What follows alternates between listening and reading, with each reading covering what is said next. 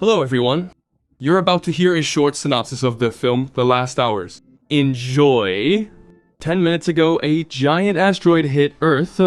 Most of humanity has already been destroyed. The Australians were a little luckier. The Firestorm will reach them in 12 hours. People cope with the tragedy in different ways. James, for example, gets drunk, and a crowd by the road reads the Bible. While some are having fun, others become aggressive and attack passers-by. Some still hope for rescue. Dead bodies are lying everywhere. Zoe asked James to stay with her.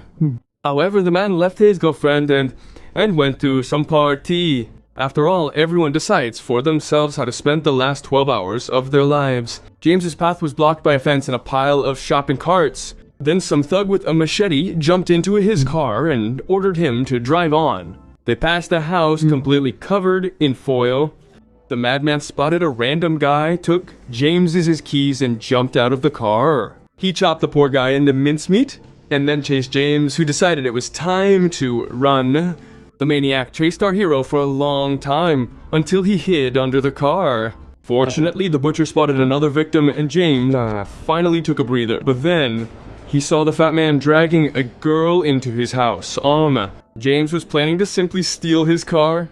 However, the child's screams prevented the man from leaving so easily. He found a hammer and, armed with it, entered the house. The girl was locked in the bathroom. The fat man's friend attacked James with a bottle, but was defeated by the one-hit killer. Dealing with the heavyweight was much more difficult. He tried everything to strangle James, but he couldn't do it, so he tried to negotiate. Listen, this is enough for both of us. James released the girl and ordered her to get into the car with him. He's not like those two jerks. Rose keeps asking him to take her to her dad. That weirdo burned down his house to prevent it from being looted. So where exactly to take the girl now is unclear. He and her dad were going to Aunt Janice's, but they ran out of gas. Soon they managed to find Rose's dad's car. He himself was not nearby, but Rose was able to show him a photo of him. James decided to take the girl to his sister. She would be safer there. I have to be with Dad when this happens. Ro gave in and got back into the stranger's car. James started knocking on his sister's house, but for some reason, Stacy doesn't open the door. The yard and the house were suspiciously quiet. The relatives decorated the Christmas tree and emptied all the wine. James realized things were bad, so he sent the girl for a swim in the pool. Upstairs, the man saw his sister and her husband naked. They were dead. In the yard, James saw 3 small crosses. 3 of his nieces were buried there. After such stress, he had to down another drink. In the garage, James found his sister's car, and for a while they didn't want to let Rose in. My sister. Your sister? Gone.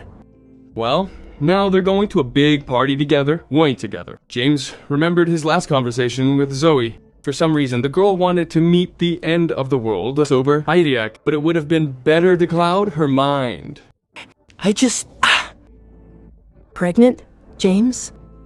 James decided it didn't matter anymore. What difference does it make who's inside, a boy or a girl? Suddenly, the man flared up. Why the hell are they hanging around here, waiting for a horrible death? We're already dead. It's going to hurt. I don't want to feel it. James declared he just wanted to get drunk and went to the party. Zoe offered to bandage her companion's wound on his arm, then began to speculate about where they would go after death. It would be a shame to end up in hell. After all, she had once wished death on the girl who had bullied her. And now, exactly a year later, she died of leukemia. James saw the policeman's family hiding in the library. He hoped to leave Rose with them. However, the policeman was holding a gun. His wife demanded that he drive away the strangers. The man turned to James and asked for help. He loved his family very much and didn't want them to suffer. But he couldn't pull the trigger himself. The gun had 4 bullets for each of them. James, of course, refused, but he did fulfill another request. He said he forgave the policeman for what he was doing and leisurely headed for the exit. James continued on his way. The roads were empty. The people seemed to have evaporated. Of course, many of them had come to the May-apocalyptic party his friend Freddy was throwing. The gates opened and revealing a crowd of half-naked or completely naked people, high on ecstasy and dancing to loud music. Absolutely all of them were high. James approached the party host Adonis, who had almost shot Rose. The man was looking for his sister Vicky. Vicky is James's other girlfriend.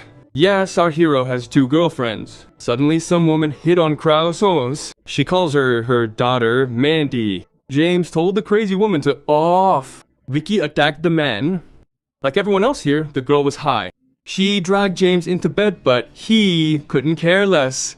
My sister died, Vicky. She and Greg died in the shower, wheels, along with the girls. Vicky attacked the stoner. Does he seriously think she cares? Why can't they just have a good time, mi babe? Vicky decided to show James something. Meanwhile, a terrifying woman was hunting Rose. The girl couldn't even hide from her in the pool. The mad woman forced her to take ecstasy. Because if I do this, you'll take me to my answer. Right away! Vicky moved James to a makeshift bunker. There were cots, some boxes, water cans, and, of course, a gramophone. Freddy told her the supplies would last for a year. James immediately cut her off. This was a damn coffin, not a new home. They would die here the second the continent was covered in a firestorm. Vicky had a fit of jealousy because she realized James had spent the night with another woman. In the end, the realization came to her that they would all die. James? James, I'm so scared. Forgive me. I'm so scared. And you forgive me. Vicky tried to kiss him again, but James doesn't need that. He doesn't want to get blackout drunk anymore. He has a mission: take the girl to her dad. Where should you be? Not here. Freddy came down here. He was upset because he wanted to show his friend his bunker. James demanded that Mustache stop lying to his sister. They won't be saved here. What did he tell you, honey? That it's not deep enough, and that we're all going to die. James ran outside and saw that Rose had snatched it. Finally, he tore the girl from the crazy woman's clutches. However, Freddy blocked his way with his gun. Mustache just wanted to have fun at the last party, and he showed up and ruined everything. Vicky appeared and took the gun from her brother. She pointed the barrel at the crazy woman and blew her brains out. James and the girl can go. However, their car was blocked, so James had to run with Rose in his arms. The air temperature is rising by the minute. The girl is suffering from a fever. Luckily, they came across a taxi driver who went to take a leak and left his car unattended. James immediately stole it and rushed home to his mother. Rose needs to get some proper rest. Little rascal, I didn't think you'd show up here. The woman admitted that she doesn't feel anything, just an emptiness inside. Incidentally, she came to visit her daughter yesterday, but no one even opened the door. James said that he went into his sister's house and found a note there. They left. The mother didn't understand why her daughter had left and decided that they had simply gone somewhere. The woman doesn't understand why James is helping the girl, what he wants to prove by doing this, but the man isn't going to discuss it. He only needs a couple of cans of gas. And you, Mom, when will this start? What will you do? I'll try to finish the puzzle.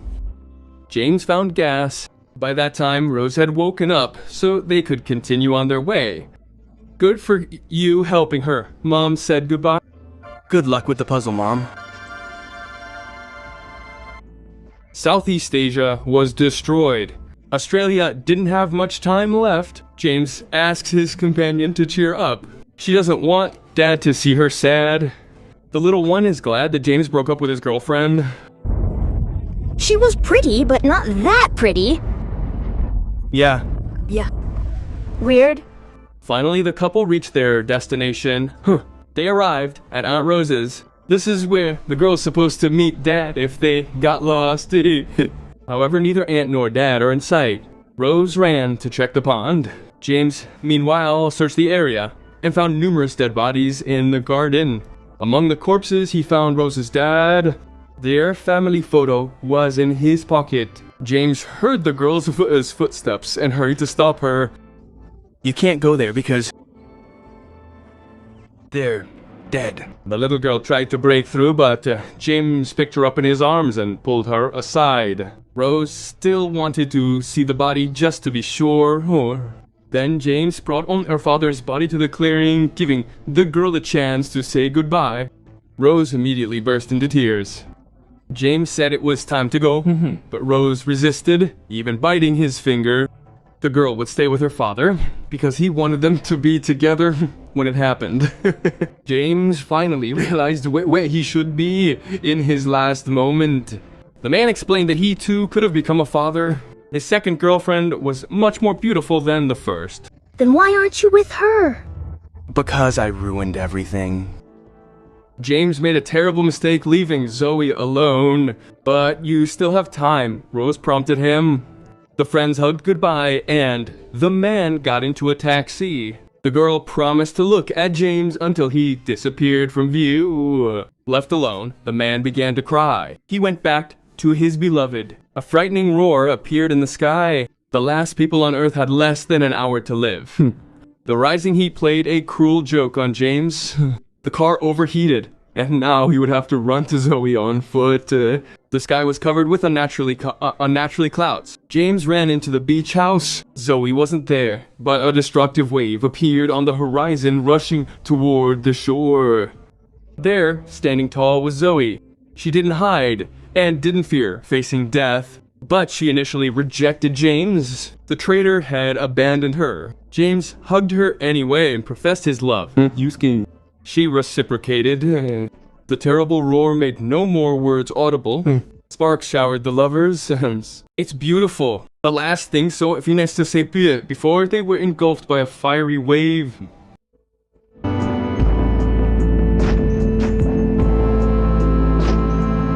Heh.